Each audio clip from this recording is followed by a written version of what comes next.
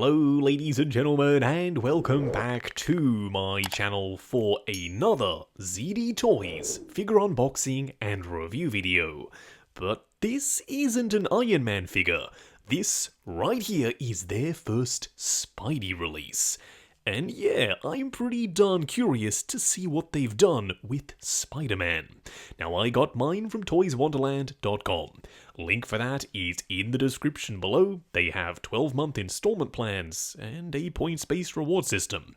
While you're down there, why not hit that subscribe, bell notification icon, and join button for more info on Justin's Collection Plus, the channel membership.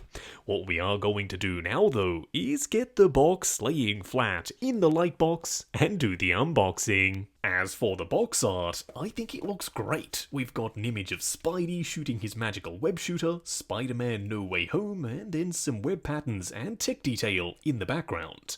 On the side of the box, Spider-Man black and gold suit, then a bunch of high-gloss product shots on the back. On the inside, it's completely blank, but we do have the figure himself.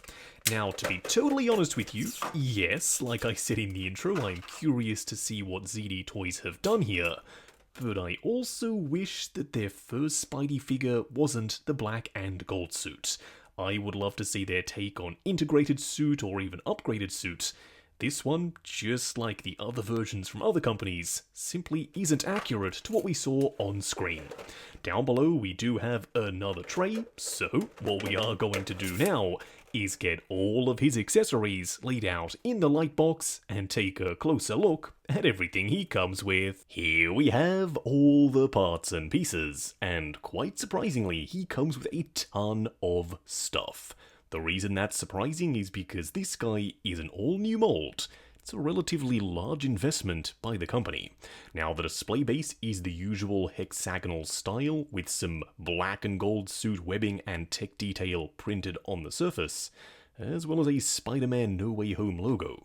Up top, you have a multi-jointed flight pole with a spring-loaded waist clamp. Next up, we have his magical web shooter and the corresponding magical web effect. It's cast in rubbery plastic, it's well sculpted, and very nicely painted in shiny metallic gold.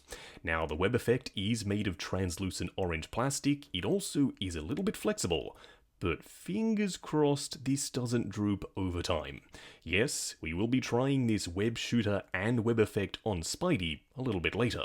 You also get some blue web effects. I'm not exactly sure why they are blue, but I do like the sculpt and I love the shape.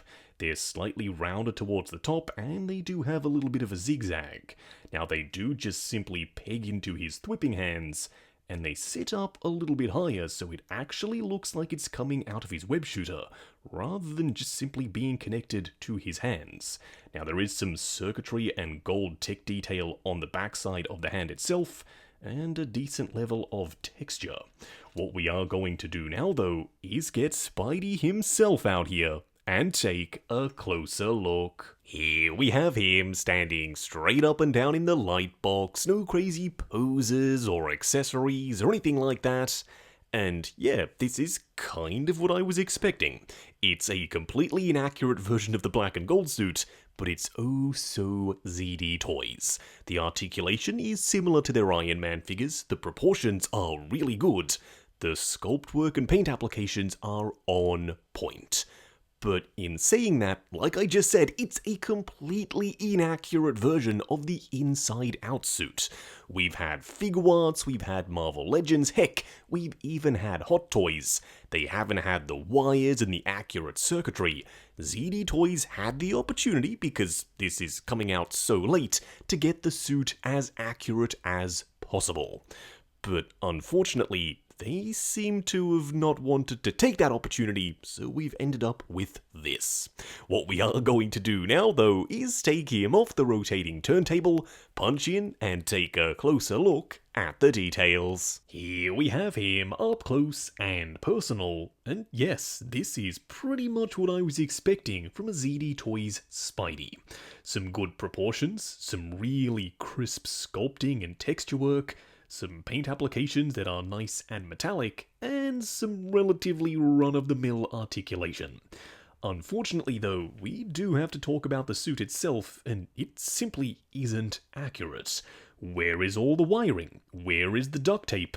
This is supposed to be the black and gold suit, and ZD Toys, y'all have released your figure relatively late in the game.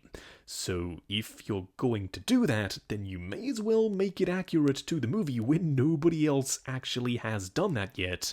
But no, they decided this was good enough. Now, starting off with the head sculpt, I like the shape, the web lines are nicely painted, and there is a ton of texture here. Unfortunately, you only get one set of eyes. Maybe going forward they can do multiple head sculpts or interchangeable eyes, but at the very least, the paint applications do look relatively sharp, as I said, for the web lines, but also for the eyes themselves. The upper torso does look almost entirely seamless, but it isn't. There are some very clever hidden cuts to allow for articulation. More on that though a little bit later. Once again, the sculpting is on point with the tech detail and the texture, plus the Spidey logo front and back that are, just like the web lines, quite nicely painted. The shoulder pads are fully articulated just like their Iron Man figures, and they can even extend outwards to maximize your range of motion. But I don't think they really even needed to be here at all. They stick out down below, making it look like he's wearing some weird armorized suit, whereas if you extend them out and push the arms all the way up, that round section of the shoulder does all of the heavy lifting anyway. They could have sculpted in the web lines and painted them on that round piece, and it would have been way better. Hopefully, going forward, that's something they think about doing. You do still have a ton of texture and circuitry, plus some really nice gold paint applications for his forearm. If you are curious what he looks like wearing the magical gauntlet though, it's super simple to install. You literally remove the hand, slide on the gauntlet, then push the hand back on, and it locks it in position. This isn't going to fall off. You can, however, rotate it left and right, independent of the arm underneath. You can also peg in the magical effect, and yes, I really like the way this looks. In my display, I'm probably going to have ZD Toys Spidey posed up using this gauntlet. I don't want to sound like I'm repeating myself over and over and over again, but the best way to describe what's going on here is, you guessed it, a bunch of sculpted in texture and circuitry. I also love that metallic gold. It ties the entire look together from head to toe. Now, he doesn't really have a ton of musculature sculpted in. The legs are relatively smooth, but at the very least, everything still looks proportionate. On the underside of his feet, they are completely smooth. Unfortunately, you don't have any treads. I am curious how far this line is going to go, if this guy's just going to be a one-off, or if they do intend to release a bunch of Spidey figures, kind of based off what they've done here. Now for a quick side-by-side comparison, here we have the ZD Toys Inside Out Suit Spidey on the left, and the ZD Toys Mark 43 on the right. And ZD, we have a problem. Why the heck is Spidey taller than Iron Man? Maybe they're just trying to make all the figures in this line the exact same height, which is a really weird thing to do, but as it stands, I can't really recommend this Spidey figure for this line because he's far too tall. This is supposed to be Tom Holland in the suit. He's a relatively short lad. He should absolutely be shorter than Tony here, but quite clearly he isn't. I'm not sure what went wrong, but if they do plan to keep making Spidey as big as he is here, then I don't know how many of these Spidey figures I personally can warrant picking up. Just going over articulation. Now bear in mind this is my personal copy of the figure, so I'm going to be a little bit more careful. I'm sure when you get yours in hand, you can push the joints slightly further than I am willing to go. Now, starting off with the head sculpt, it is on a ball joint at the base of the head, and another at the base of his neck, looking forward and back, swivel and pivot side to side. Now, just like with their Iron Man figures, you can extend the arm out to maximize your range of motion. As you can see, it's sticking out a lot further. They will go up to there, they will go forward and back, and you do have a butterfly joint that also hinges up and down. The shoulder pad is also individually articulated, as we discussed earlier. Swivel at the bicep, double bend at the elbow that does get you the full way, and then a ball joint for the wrist peg. Now, the torso can be extended at two separate joints, one at the midsection and another at the waist, although combined he doesn't really crunch forward or back all that much. Swivel and pivot side to side. The legs will drop down as well, going forward to there, going out to there, swivel at the upper thigh, double bend at the knee, a ball joint for the ankle, plus toe articulation. Just wrapping up on the ZD Toys Spider-Man No Way Home Black and Gold Suit Spidey. Now, going into this, I was excited and also very curious. This is ZD Toys' first Spidey figure, and they could have absolutely screwed the pooch. But luckily, the figure himself is relatively decent. The articulation is about what you'd expect from ZD Toys, the sculpt is suitably crispy, and the paint applications are almost perfect.